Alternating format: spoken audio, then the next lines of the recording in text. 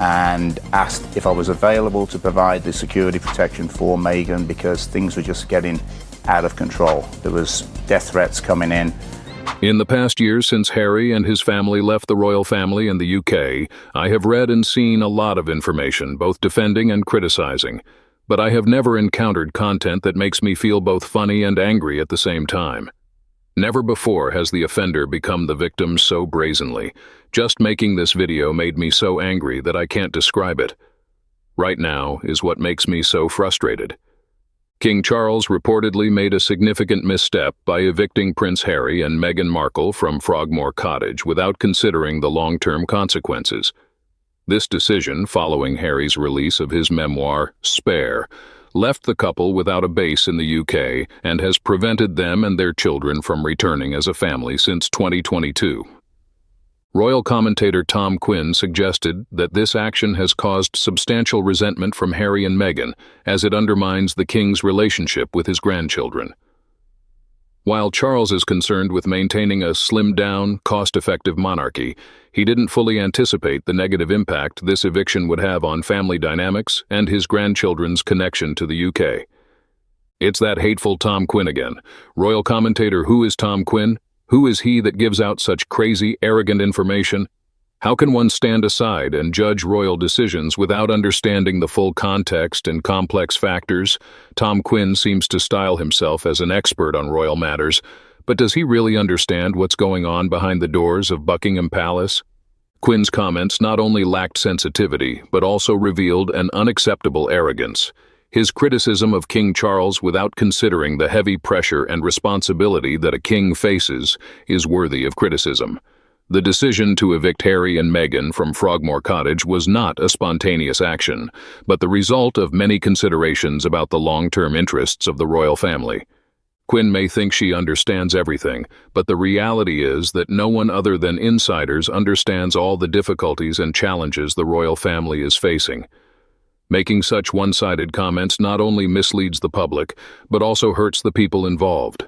Instead of standing aside and criticizing, perhaps Quinn should dig deeper and provide more constructive and understanding comments. Certainly, royal commentator Tom Quinn is Meghan's henchman, bribed by Meghan and Harry.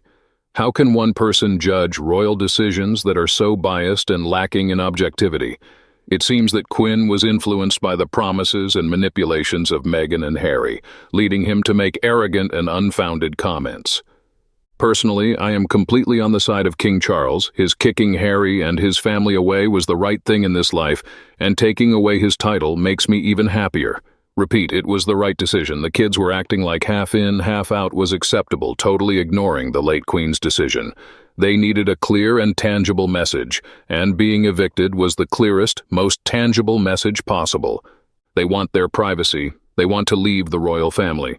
They are now privileged citizens who need to make their own way. Tough to start a jam business in a state that produces Knott's Berry jams and has its own amusement park. Maybe they want to buy Michael Jackson's Neverland to continue their delusional lifestyle.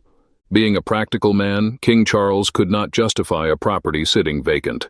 Also, after the attacks on the royal family via Spare and the interviews, it was clear Harry despised his family and could never be trusted. King Charles did what any sane person would do. Besides, Mr. Quinn, I don't know how many times you have to be told that the king did not order the Markles out of Frogmore. It is owned by the Crown Estate. The Markles were leasing it, and as in any lease, theirs expired. They were told the lease would not be renewed and were asked to vacate. End of story. They can whine and cry about being kicked out, but that is another lie from the Markles. It started with Meghan thinking she could Americanize and modernize our monarchy.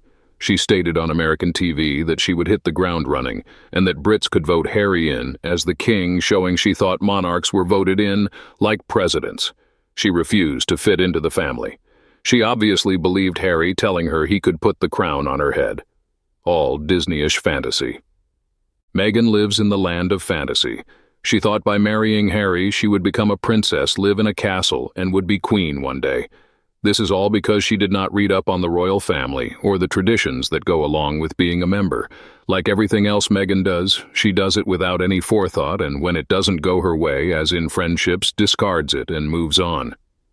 It seems Tom Quinn seems to have replaced Scooby-Doo as Harry and Meghan's greatest advocates. They were not evicted from Frogmore. They made little use of the house between leaving for Canada and not renewing the lease. Given their constant tirade of lies, accusations, and attacks on the royal family and this country, the king has nothing to feel guilty about. Anyone who really thinks that Harry and Meghan would be flitting over to visit regularly, if only they still had Frogmore, is clueless. There is nothing the king can do that will satisfy Meghan's need to be the constant victim. She has succeeded in totally alienating Harry from his family, and she is not going to risk any occasion that might make him see that they are not the enemy she has turned them into. Okay, history. Harry was 20 when Charles married Camilla in 2005. He was not even remotely a child when Charles married Camilla. Harry also attended boarding Eton from 198 to 2003 and entered Sandhurst in May 2005, and then went into the army, hardly in residence after Charles married Camilla, though Harry also continued to live at Clarence House until 2012 when he was 28. From Clarence House, he moved to a one-bedroom apartment at Kensington Palace. From 2013, he resided at Nottingham Cottage until 2019, at which time he moved to Frogmore. All, let us note, given to an adult Harry free from his daddy. And the closet, wow, how horrible of her to do what hundreds of thousands of people do, repurpose a room, when an adult child moves out. I am aware of how Meghan has managed to convince Harry he has been a victim since long before they met. And no, he was not more or less raised by his grandparents. Meghan injected negativity into Harry's head so that he gradually resented his brother, his father, and his beloved family. But in reality, part of the fault is because Harry himself is not smart and energetic enough. He is very weak. Harry's arrival in America and the rift with the royal family will certainly lead to consequences later, especially for his children. I'm not sure if they really exist, and none of us can be sure. But let's say they really exist, so what? Those children are American. They will never understand who they were born to be. At 5 and 3 years old, they must be left alone to enjoy their childhood. When the time is right, they'll learn about Daddy's family and why their parents had to move to America. At 5 years old, Archie is most likely starting to ask questions about where he was born, who is Grandma Diana, where is Grandma Diana, who is Grandpa Charles, and where is Grandpa Charles, just as they know Grandma Doria. They are not direct heirs to the throne, so no need for them to be burdened. Like every immigrant family, their children will eventually hear the stories.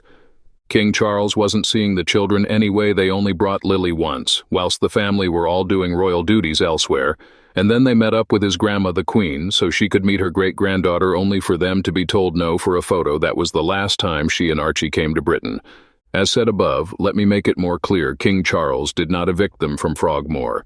The lease was up and they didn't renew it because Meghan never liked it there. She wanted a castle. Even when they did have the lease there, they never brought their children over to see his grandparents or his father.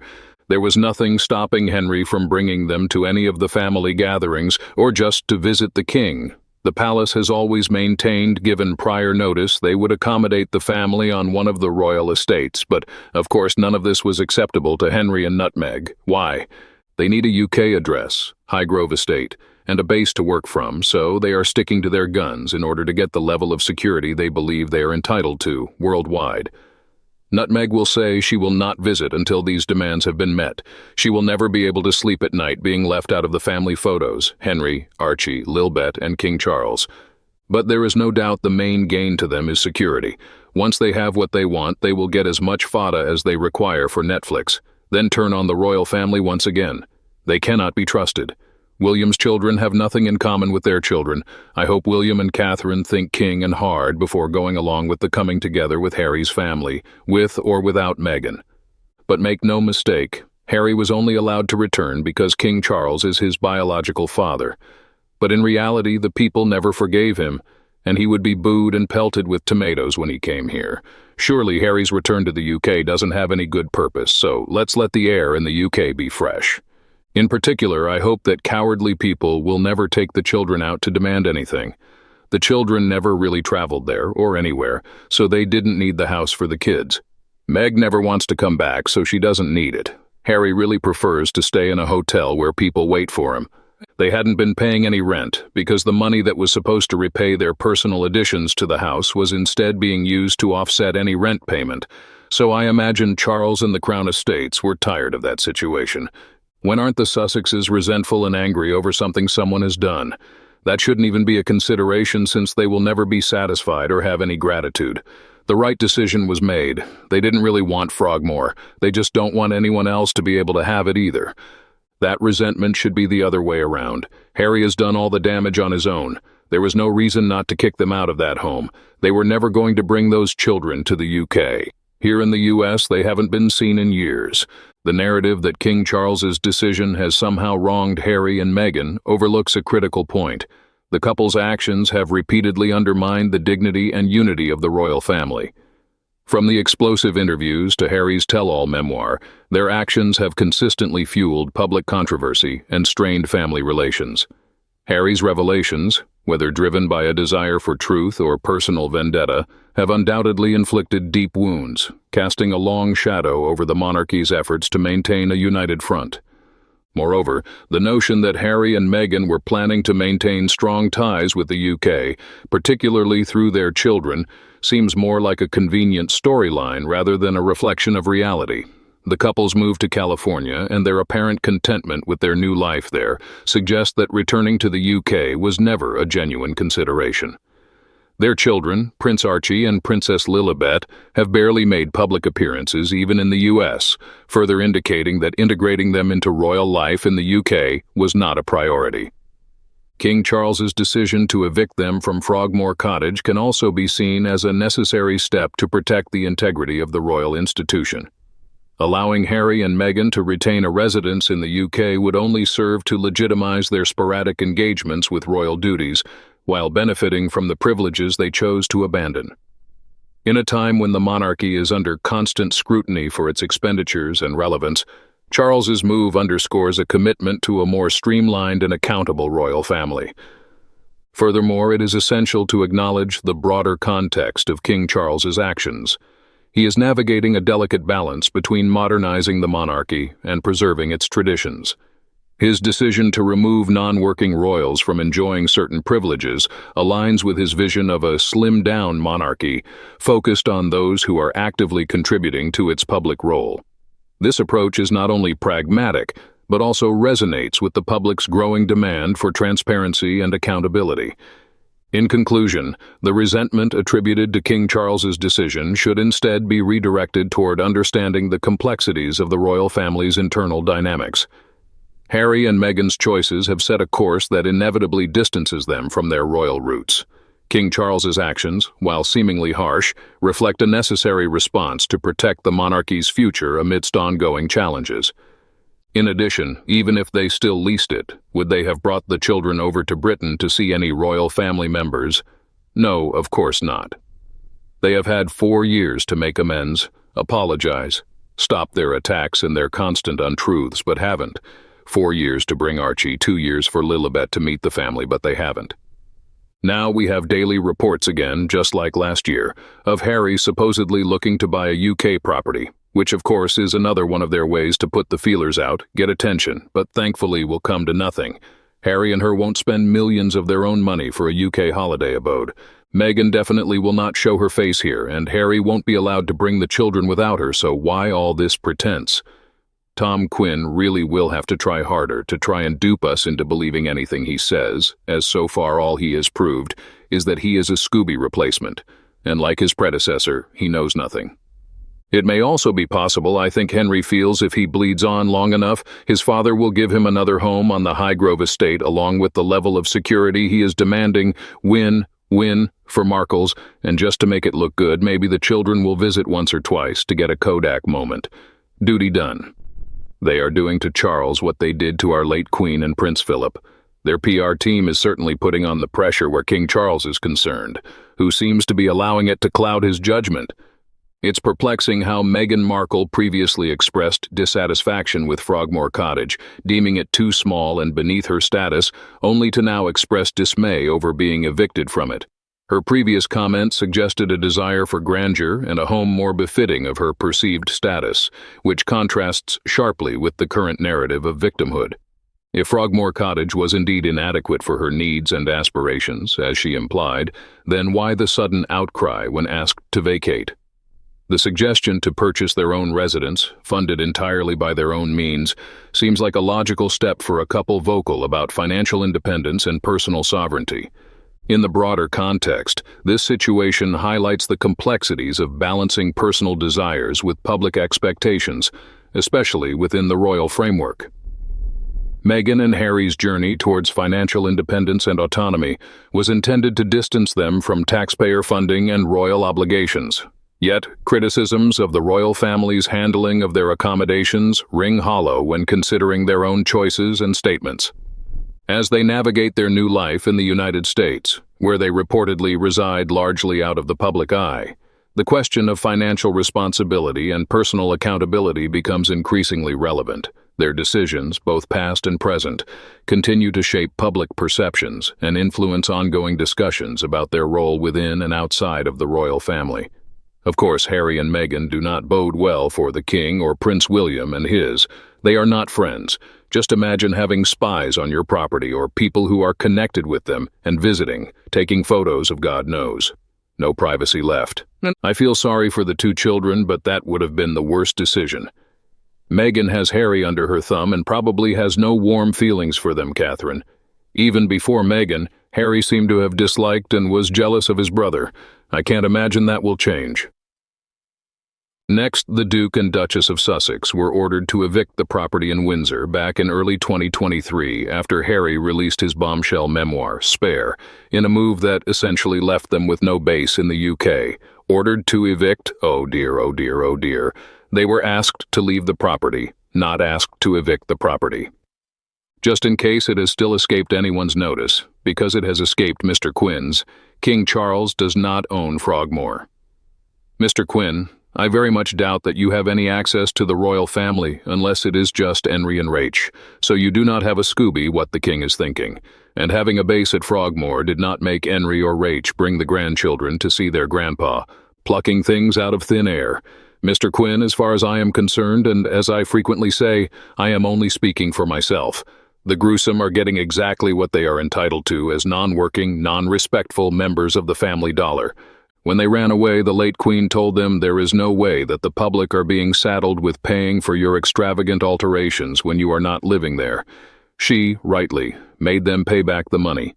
You have no idea who made that decision. Retribution for what? So dramatically thrown out. He asked them to leave and they left.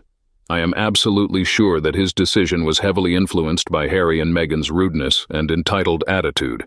They were already hiding the children from all and sundry prior to being asked to vacate the property. Moreover, who are the children in the photos with Harry and his wife? That is just something someone started to spread around. I feel sorry for the king not seeing them, but think he certainly did the right thing in not renewing the lease of Frogmore Cottage. Unfortunately, Harry and Meghan are not in control of their feelings and cross lines, so there would never have been peace for the royals, and no privacy either.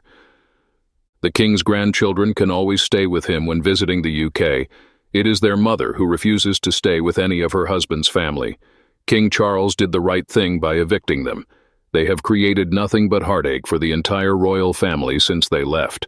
Both the Duke and Queen's deaths, along with the King's and Catherine's cancers, can be attributed to their behavior.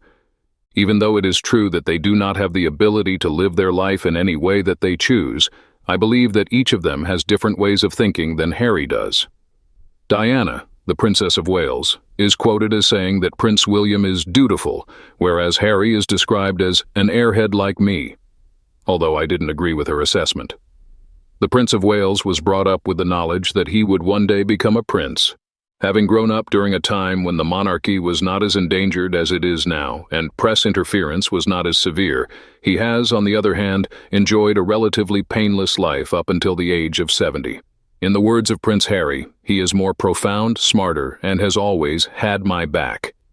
As a result, Prince William takes his responsibilities as Harry's older brother and future king very seriously.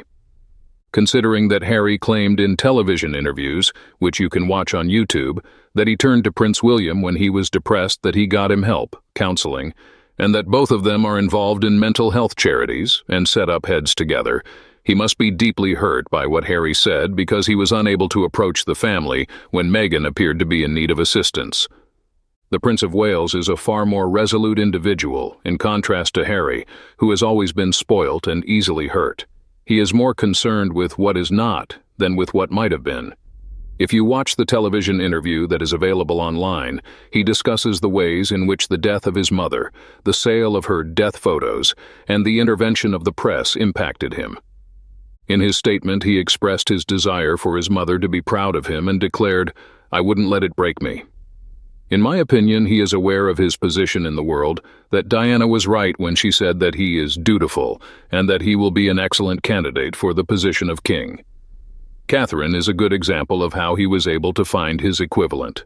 Harry has a sour disposition. Furthermore, if we are being completely honest, this was a spiteful comment that was made in an effort to cast doubt on the genuine affection that Prince William has for the monarchy. It is quite peculiar that Harry was the one who appeared to be confined in the earlier tapes, prior to receiving instruction from his public relations team and Oprah. The way he feels confined and reflects that feeling onto William is something that I believe we term projecting. One may argue that Prince William has made his way to the position of being someone the nation can be proud of, second only to Her Majesty the Queen. In addition to being strong, obedient, and a leader during this pandemic, he is also royal and beloved, and he is extremely like his mother in that he is able to relate to and connect with others easily. The assertions that his resentful younger brother, who is now at the center of a national comedy, makes about him are not worthy of our approval. Put a stop to this hysteria at once. William is held in higher esteem than Harry could possibly hope to achieve throughout his lifetime. Because he is unable to attack William for anything that is actually true, he is forced to make a claim that is suggestive and, by definition, cannot be disproven. I get the impression that you and your wife are resentful and jealous relatives, Harry. However, in order to maintain your relevance, you must continue to name them, as you are not yet in a position to act on your own. The fact that Prince William and Catherine were able to put up with you for such a long period of time is a good thing for them. The fact that we have been able to get a glimpse of who you truly are now, that the royal family is no longer looking out for you, is something that we are both saddened and grateful for. It was in no way appropriate for Harry to speak on behalf of William and Charles. It is acceptable for him to tell the entire world that he is trapped. In fact, you should do it. Nevertheless, you should not pretend to know how your brother and father are feeling. It was only when Meghan brought it to his attention that he realized he was trapped, according to his own estimation. Now, he or she is attempting to convince the other two royals to subscribe to that proposition. No way to believe it. It goes without saying that I do not believe that either Prince Charles or Prince William are in a confined space. Simply said, I believe that they have a better hold on maintaining a better balance between the public and private aspects of their lives for themselves. However, despite the fact that William and Catherine have been able to keep their private lives hidden, they do show glimpses of their private lives in the photographs that Catherine has taken the majority of the time. It appears that the general public is pleased to see more casual family photographs taken on important occasions, and this offers William and Catherine the opportunity to return to their family life. In a nutshell, I can confirm that King Charles and William are not having any difficulties. They have grown up and have accepted and welcomed the life that they have chosen, even though it is not the life that everyone would pick either. Harry does not have the maturity level of an adult. It seems as though he is mentally trapped at approximately 14. I despise you. It's so unfair, I'm going to show you, and then you'll be sorry. This is a truly heartbreaking situation. Had there not been 2 children from the Sussex family, the situation might not have been as awful. However, for the time being, if there are, Harry is firmly ensnared in a life that he may not have intended to live in its entirety. On the other hand, don't we all find ourselves stuck in something in life that, for a variety of reasons, we may not have truly desired?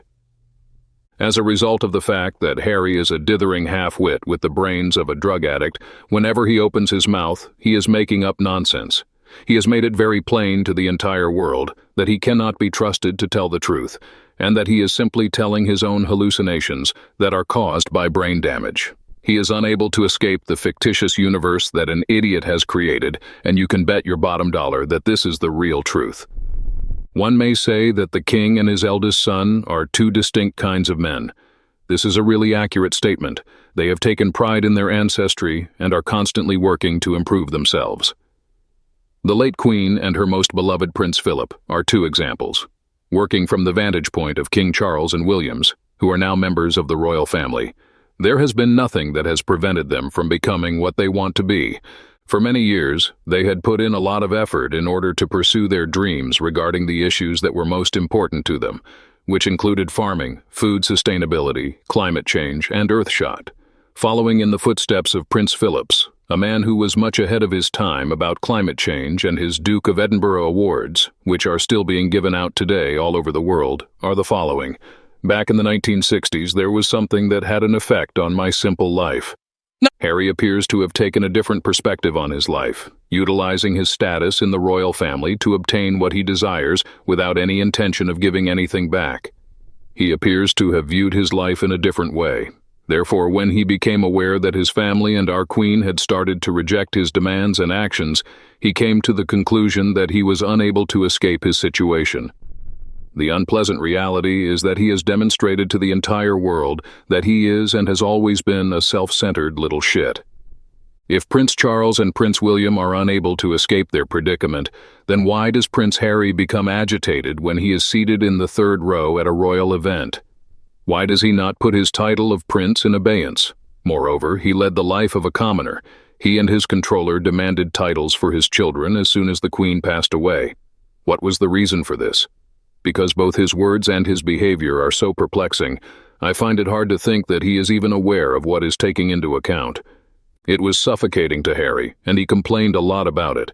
Unbeknownst to him was the fact that in order to maintain his current standard of living and financial resources, he would have to really put in some effort to provide financial support to the monarchy.